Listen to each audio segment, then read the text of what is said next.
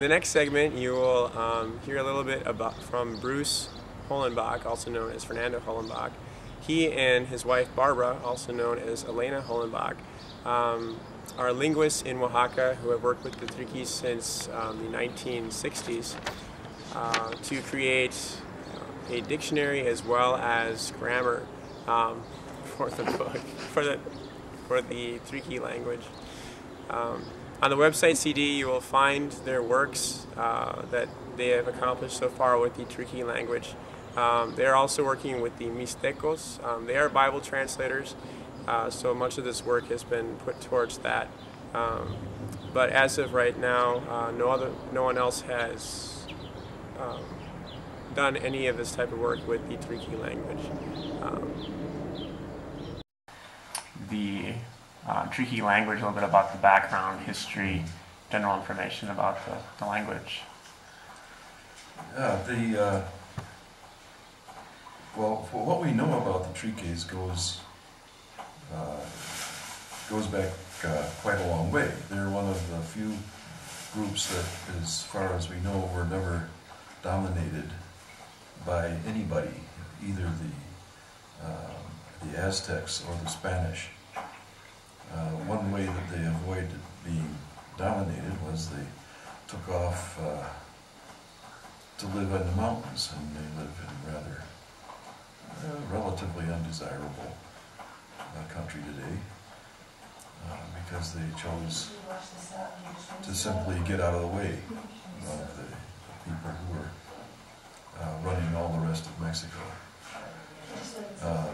Language-wise, they're understood to be part of the Mixtecan family of languages, and there are certain roots. There are certain aspects of the language that are still common between Mixtec and Triqui, even though the languages have separated entirely, and there's absolutely no intelligibility among them today. And their cultures have varied considerably as well. The Triquis simply have an entirely different character from the Mixtec people. As far as the language, as I say, as far as the language itself is concerned, it's usually a difficult one for outsiders to learn because of the many sound characteristics that it has, which simply don't exist in English or Spanish or other major world languages. Things like contrasts in length in the vowels, nasalization of the vowels, the glottal stop, and of course especially the tone, which is one of the things that people notice right away, which is very often the only thing that distinguishes one word or phrase from another. So yeah, they're really different, and in character they're a very independent people, and traditionally, and all the time that we've known them anyway, they've been a people that tends quite readily to violence when frustrated. And of course they are frustrated quite a bit, especially in dealing with the outside world, and that often results in internal violence, and that's what we see. That's what we've seen most of from 40 years ago until today.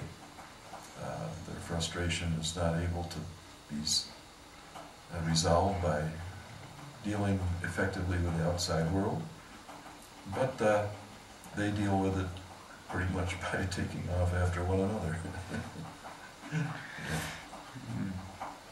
So the Triqui language is part of sort of a branch off of Mixtec long time ago? That's right. Yeah, that's right. And even today, as I say, there are certain aspects of the language. For instance, there are certain roots that are the same, like the word for house, for instance, is identifiably the same morpheme. Mm-hmm. And there are quite a few other individual morphemes.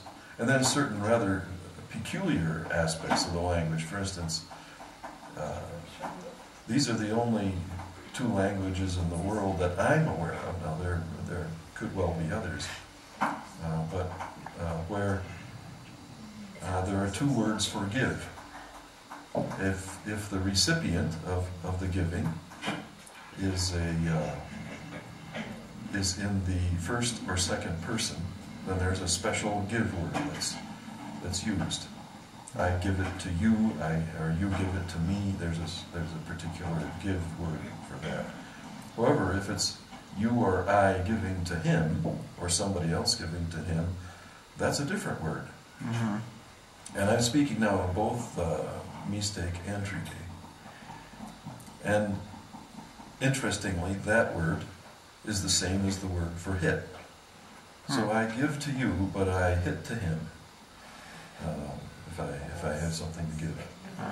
Yeah, that's to me kind of an interesting example of something, a common root that survived over literally millennia, we suppose, but is rather peculiar to languages in this part of the world.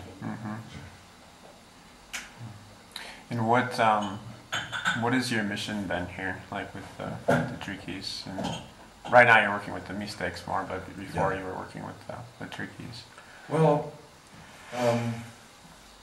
we years ago finished a translation of the New Testament for the Triqui people, which for various reasons never really saw much use or interest. That's kind of changed in very recent years, especially down in the area around Pula. And that's because of the efforts of other people to evangelize the Triquis and present God's Word to them. But this has resulted in an increase in interest in the scriptures that we published. Now, Triqui, as printed, is very difficult to learn to read, even if you're a native speaker of the language. And you have to remember that Triquis are part of a very oral culture. They don't have a tradition. We are quite different from the Mistakes. And the Mistake, for the Mistakes, there used to be a written language. The friars wrote in Mistake. And had catechisms in Mistake, and they learned to speak Mistake and dealt with the people in Mistake. The Triquis never had that.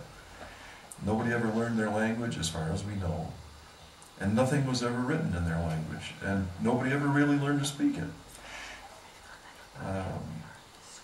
So for them, even in distant memory, there's no such thing as written Triqui.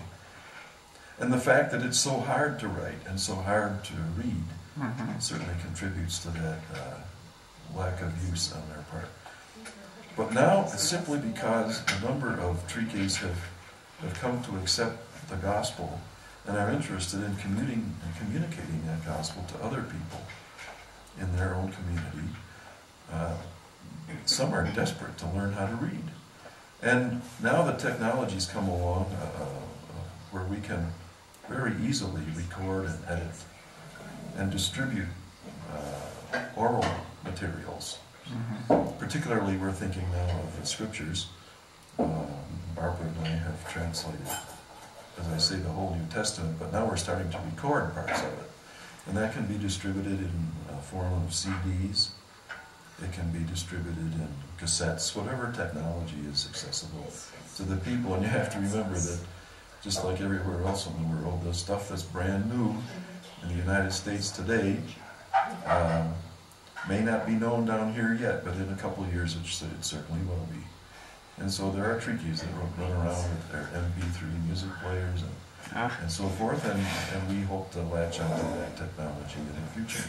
Basically, our recordings are to help Triqui believers learn how to read their own New Testament as printed. They listen to it while following along on the page, and that's the way that they prefer to learn to read. Hopefully they will learn to read well and be able to use the scriptures to communicate God's word to the rest of their people.